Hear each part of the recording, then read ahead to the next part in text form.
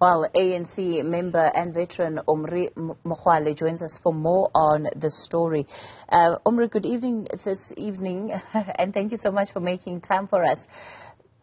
We hear there from the president of your organization, the ANC, that his expectation is that the party will get a 50% majority, or over 50%, to just hit the majority mark there.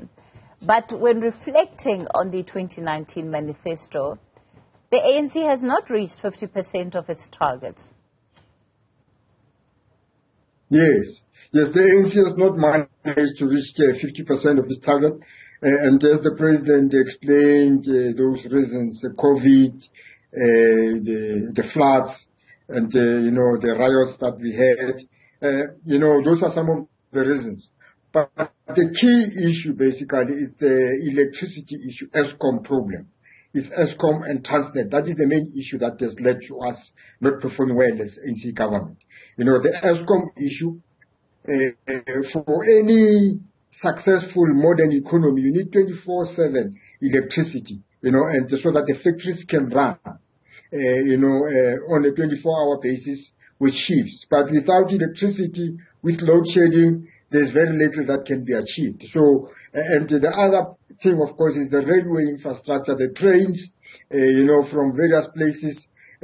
Modern economy runs with the trains. If you don't have the trains running, so you can't take people to work. Cheap transport is rail transport, and people are not in a position to go and look for work or go and work because the rail is not functioning properly. So I think that the reasons he gave are good, but not good enough, because the main issue is electricity, is ESCOM, and it's Transnet in my mind. That's where the problem is. I'm also wondering just about the issue of credibility. I mean, is it really credible, to come out and say that we have not held up our end of the bargain when it comes to delivering what was promised to South Africans, but trust us again with your vote because we'll do better this time around. And by the way, this is building on a pattern of deterioration over a series of election cycles. Yes, I think, Katie, we must understand that, every political party wants to win elections. And we are not going to say we don't want to win elections. The key issue, of course, is do we have systems in place to address the problems? Do we have systems in place to address the problems? At the moment, I personally still doubt, because the issue, as I say, is electricity. Can we have 24/7 electricity in 2 months' time? The answer is no.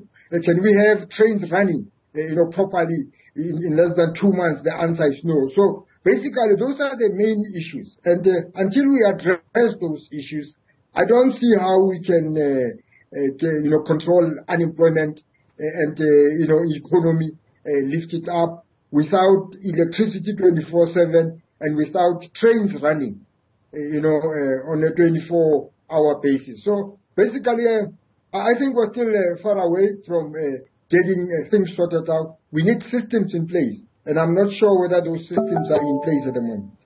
When we look at just the state of government right now, and, very interesting report on the front page of the Sunday Times this morning talking about the financial problems that our government is facing and that, going into the future, we're likely to see just a cut on spending. Of course, that worsens the conditions of mostly the poor in this country, because when government cuts back spending, it also means that projects that are supposed to deliver and benefit South Africans, that those projects are scaled down. Now, it only worsens the situation that many South Africans find themselves in. I mean, do you think that the ANC right now has the capacity to turn the country around? And this is also acknowledging the fact that it is by and large responsible for where we are today, because it has been the governing party. Yes, I think it does have the capacity to do that, but as to whether the current leadership has got the will and the courage to do some of the things that are supposed to be done, I don't know about that. Because what you need the will, especially to fight corruption, and the will to make sure that ESCOM is running properly, the courage to actually replace people who are not doing their work properly, and make sure that those that are corrupt are removed from the portfolios where they are, because as long as they are there, those that are corrupt are still in those portfolios, and you expect changes. I mean, it's not possible. You can't get any change from somebody who is a crook in a portfolio, because he'll continue to destroy that portfolio. So I think that we do have a chance, but it requires a willing leadership and courage from the leadership to address the problems so that we can solve them. But without the will and the courage, very little can be achieved. Omry Makgoale, we'll leave it there for tonight.